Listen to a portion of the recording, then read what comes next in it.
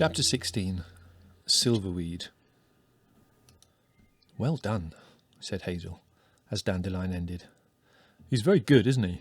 said Silver. "We're lucky to have him with us. It raises your spirits just to hear him." "Let's put their ears flat for them," whispered Bigwig. "Let's just see them find a storyteller to beat him." They were all in no doubt that Dandelion had done them credit.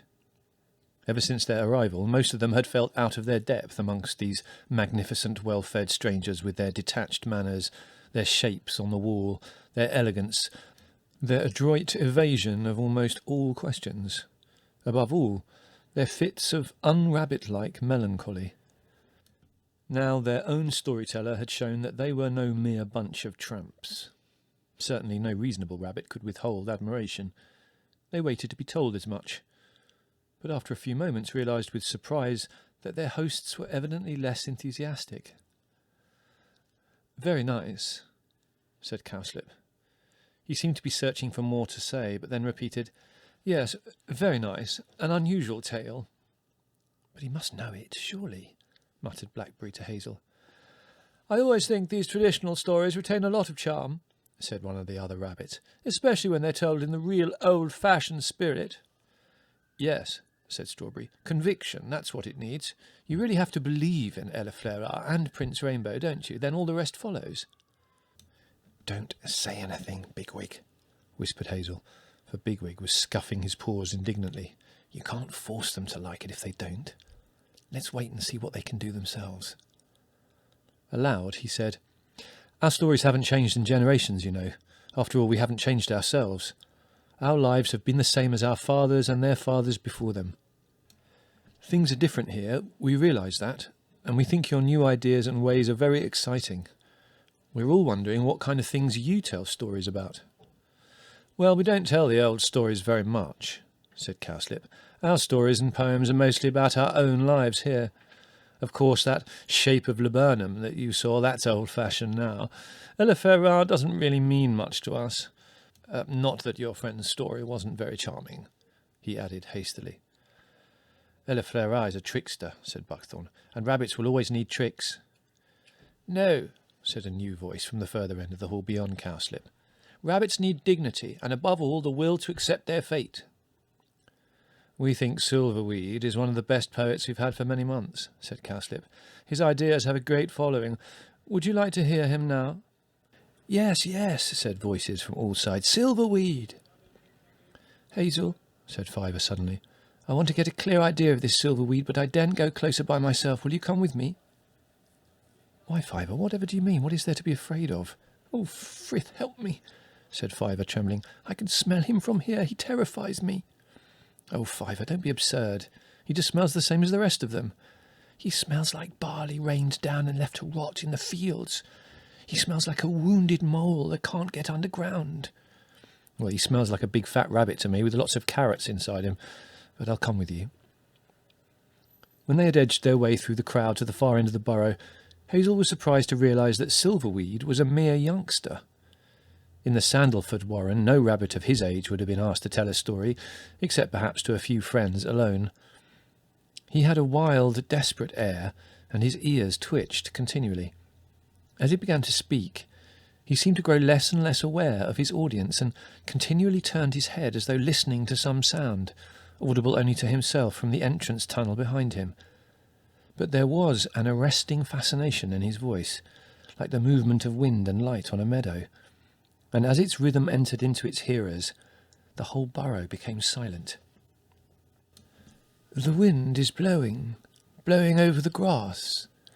It shakes the willow catkins, the leaves shine silver. Where are you going, wind? Far, far away over the hills, over the edge of the world. Take me with you, wind, high over the sky. I will go with you. I will be rabbit of the wind. Into the sky, the feathery sky, and the rabbit the stream is running, running over the gravel through the brook lime, the kingcups, the blue and gold of spring. Where are you going, stream? Far, far away beyond the heather, sliding away all night. Take me with you, stream. Away in the starlight, I will go with you. I will be rabbit of the stream. Down through the water, the green water and the rabbit. In autumn the leaves come blowing, yellow and brown. They rustle in the ditches, they tongue and hang on the hedge. Where are you going, leaves? Far, far away into the earth we go, with the rain and the berries. Take me, leaves, oh, take me on your dark journey. I will go with you. I will be rabbit of the leaves, in the deep places of the earth and the rabbit. Frith lies in the evening sky. The clouds are red about him. I am here, Lord Frith. I am running through the long grass. Oh, take me with you, dropping behind the woods, far away to the heart of light, the silence. For I am ready to give you my breath, my life, the shining circle of the sun and the rabbit. Fiver, as he listened, had shown a mixture of intense absorption and incredulous horror. At one and the same time he seemed to accept every word and yet to be stricken with fear. Once he drew in his breath as though startled to recognise his own half-known thoughts, and when the poem was ended he seemed to be struggling to come to himself. He bared his teeth and licked his lips, as Blackberry had done before the dead hedgehog on the road. A rabbit in fear of an enemy will sometimes crouch stock still, either fascinated or else trusting to its natural inconspicuousness to remain unnoticed. But then, unless the fascination is too powerful, there comes the point when keeping still is discarded, and the rabbit, as though breaking a spell, turns in an instant to its other resource, flight. So it seemed to be with Fiver now. Suddenly he leapt up and began to push his way violently across the great burrow. Several rabbits were jostled and turned angrily on him, but he took no notice. Then he came to a place where he could not push between two heavy warren bucks. He became hysterical, kicking and scuffling, and Hazel, who was behind him, had difficulty in preventing a fight. "My brother's a sort of poet too, you know," he said to the bristling strangers. "Things affect him very strongly sometimes, and he doesn't always know why." One of the rabbits seemed to accept what Hazel had said, but the other replied, "Oh, another poet? Let's hear him then. That'll be some return for my shoulder. Anyway, he scratched a great tuft of fur out." Fiver was already beyond them and thrusting towards the further entrance tunnel. Hazel felt that he must follow him, but after all the trouble that he himself had taken to be friendly, he felt so cross at the way in which Fiver had antagonised their new friends that, as he passed Bigwig, he said, "Come and help me to get some sense into him. The last thing we want is a fight now." He felt that Fiver really deserved a short touch of Bigwig. They followed Fiver up the run and overtook him at the entrance. Before either of them could say a word, he turned and began to speak as though they had asked him a question. "You felt it then? And you want to know whether I did? Of course I did. That's the worst part of it. There isn't any trick. He speaks the truth. So as long as he speaks the truth, it can't be folly. That's what you're going to say, isn't it? I'm not blaming you, Hazel. I felt myself moving towards him, like one cloud drifting into another, but then, at the last moment, I drifted wide. Who knows why? It wasn't my own will. It was an accident. There was just some little part of me that carried me wide of him. Did I say the roof of that hall was made of bones? No, it's like a great mist of folly that covers the whole sky, and we shall never see to go by Frith's light any more. Oh, what will become of us? A thing can be true and still be desperate folly, Hazel." "What on earth's all this?" said Hazel to Bigwig in perplexity.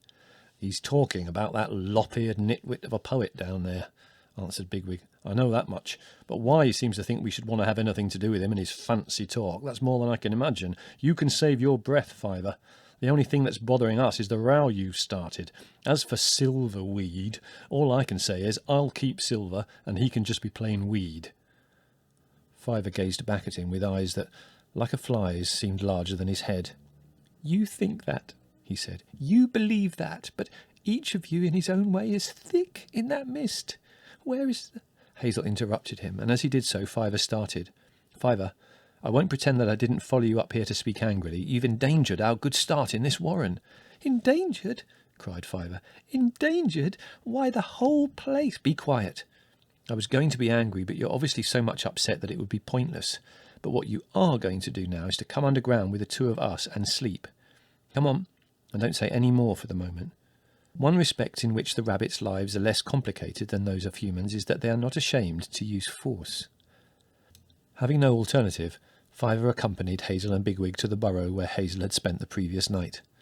There was no one there, and they lay down and slept.